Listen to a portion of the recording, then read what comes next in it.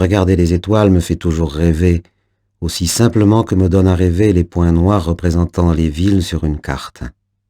Malheureusement, on ne peut pas prendre le train pour atteindre les étoiles, mais je les attrape, la nuit, avec mes pinceaux.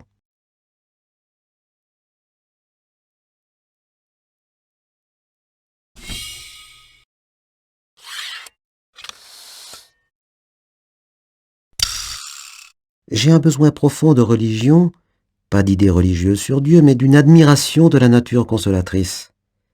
J'aime penser à la création de l'univers. Alors je sors la nuit pour peindre les étoiles, ces mondes infinis qui ignorent les hommes. Lorsque la campagne est endormie, le ciel s'anime, et mes yeux fatigués voient danser des boules de feu. Sur ma toile, j'exagère les lignes serpentines des étoiles filantes et des comètes. Il n'est pas plus facile de faire une bonne peinture que de trouver un diamant au beau milieu de la nuit.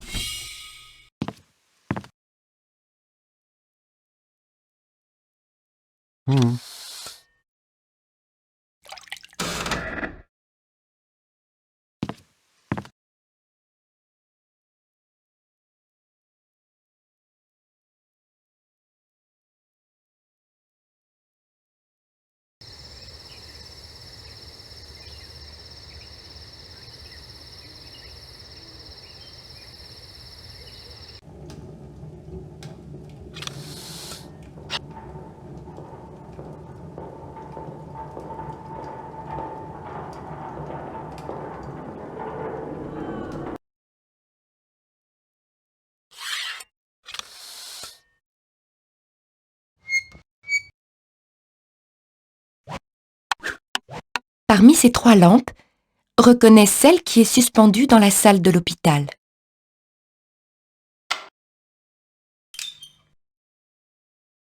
Il est bien temps que je quitte cet endroit. J'ai fait le portrait du docteur qui s'occupe de moi ici, et je le lui ai offert. Eh bien, sa famille s'est servie de ce tableau pour boucher un carreau cassé de leur poulailler.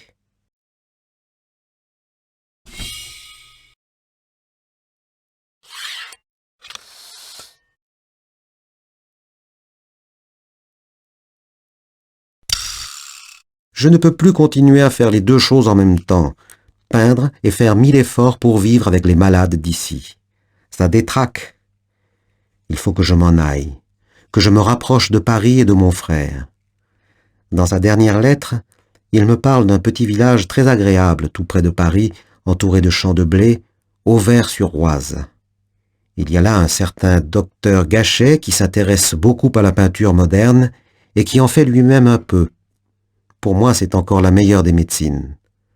Nous parlerons ensemble des artistes impressionnistes qui ont éclairci la peinture en mettant lumière et couleur sur leur palette.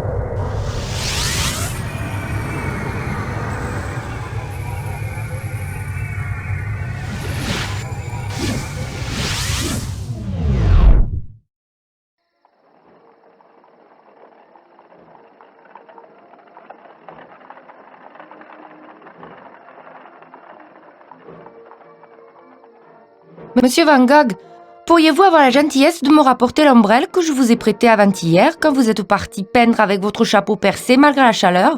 Sans cela, je ne pourrais mettre un pied dehors avec le soleil brûlant que nous avons.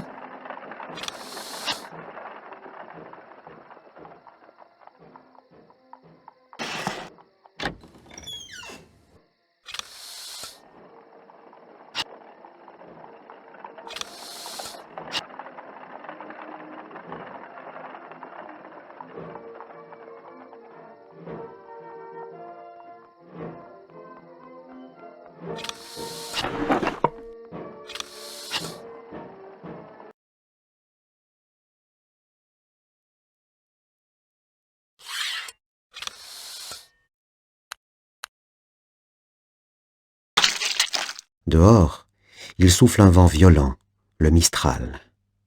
Alors je suis bien obligé de rester tranquille.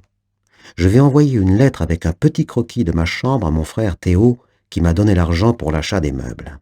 Souvent, les peintres font des croquis avant de commencer une toile. C'est une espèce de brouillon. Moi, je fais le croquis après, quand mon tableau est fini, pour montrer à mon frère à quoi ça ressemble. Comme il habite à Paris et qu'on ne se voit pas souvent, je lui écris tous les jours.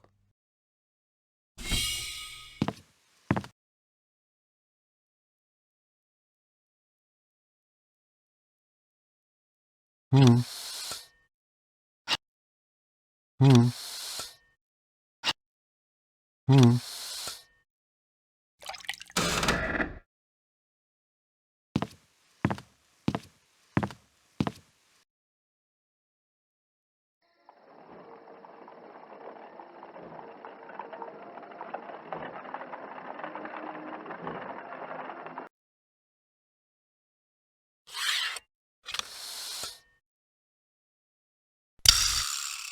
Pour créer des formes, on peut peindre en clair et sombre, ou bien tout en couleur, mais il est difficile de faire les deux en même temps. Il faut choisir. Moi, je veux exprimer la personnalité et la vie de mon modèle en exagérant l'opposition d'une couleur chaude, le rouge, et d'une couleur froide, le vert. Pour que Paul n'ait pas l'air fiévreux avec son visage verdâtre et sa moustache couleur de feu, j'ai mis tout autour du vert et du rouge vif. C'est le même contraste, mais plus fort.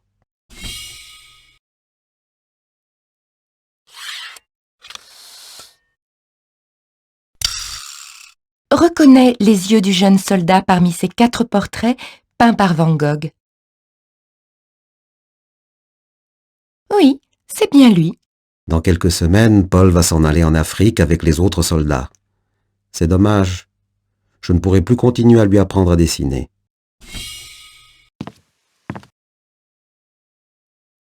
Hmm.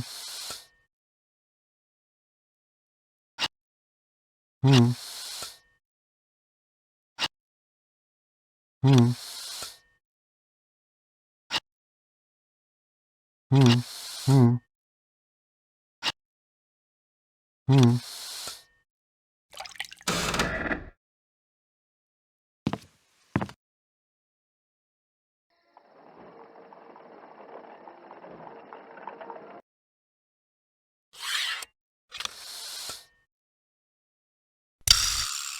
Ça m'amuse beaucoup de faire cet intérieur sans personne, calme et bien rangé. Après tant de chambres d'hôtel tristes et froides, j'ai enfin un vrai chez-moi qui me ressemble. Simple, sans rien d'inutile, mais accueillant. Dans sa toile, tous les objets ne sont pas vus du même endroit, comme si Vincent avait changé de place pendant qu'il était en train de peindre. Par exemple, la chaise est vue du dessus. La table, elle, est vue presque de face. Regarde la différence si on les met l'une après l'autre dans la même perspective.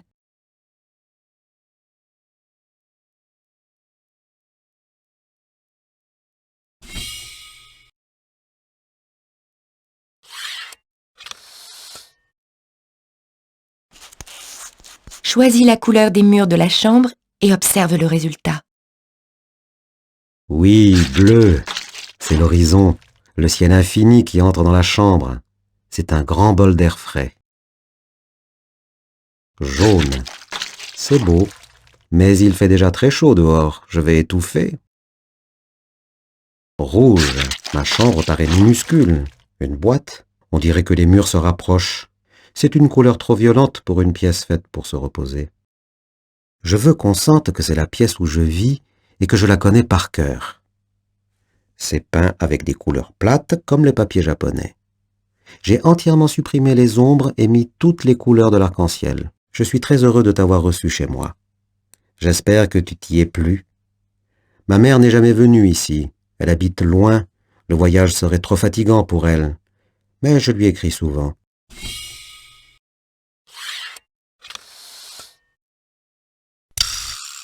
Aujourd'hui, je vais peindre ma chambre tout simplement, pour suggérer le repos et même le sommeil. Ça doit reposer la tête. Tout est tranquille dans la chambre calme. Chaque objet est à sa place et pourtant, tout est tordu. Tout bascule en déséquilibre.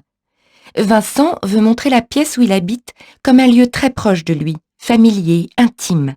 La perspective géométrique ne l'intéresse pas, il ne la respecte pas. Voici une image de la chambre fidèle aux règles mathématiques de la perspective linéaire. Toutes les lignes de fuite se rencontrent en un seul point, situé, lui, sur la ligne d'horizon. Si l'on déplace cette ligne vers le haut ou vers le bas, notre point de vue sur la scène change et tout l'espace se transforme. Mais Vincent ne se sent pas un œil de géomètre. Son point de vue n'est pas celui d'un appareil photo instantané. C'est sa chambre, l'endroit où il vit tous les jours. Là, il s'assoit, puis se lève, s'éloigne, puis se rapproche. Entre ces quatre murs, il dort et fait des rêves. C'est cette part de son existence quotidienne qu'il veut faire passer dans son tableau.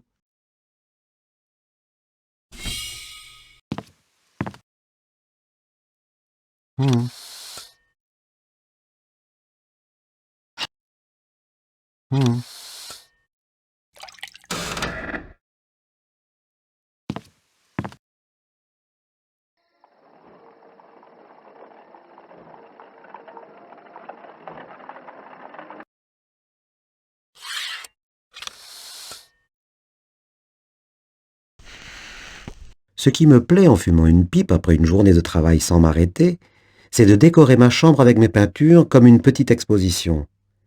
Des portraits, c'est plus vivant.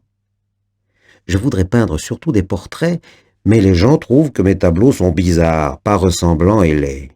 Alors presque tout le monde refuse de poser pour moi.